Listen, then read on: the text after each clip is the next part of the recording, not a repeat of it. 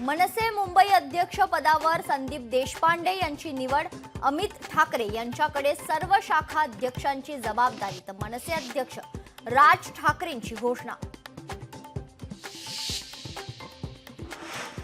नाशिक जिल्ह्याला लवकरच पालकमंत्री देणार, पालकमंत्री नसेपर्यंत पदाचा चार्ज मुख्यमंत्र्यांकडे, मुख्यमंत्री देवेंद्र फडणवीसांची माहिती. कंत्राटदारांनी चुकीची कामं केली तर काळ्या यादीत टाकणार, 2 पैसे कमवा पण कामात क्वालिटी द्या, उपमुख्यमंत्री अजित पवारांचं कंत्राटदारांना आवाहन. नागपुरात हिंसाचार झालेल्या परिसरातील संचारबंदी पूर्णपणे हटवली, 6 दिवसानंतर संचारबंदी हटवण्यात आली. नागपूरकरांना मोठा दिलासा.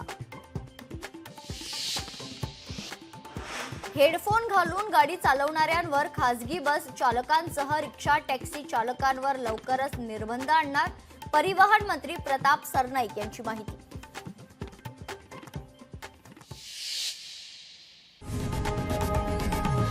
लोकशाही मराठी ऐका, पहा, जागरूक रहा.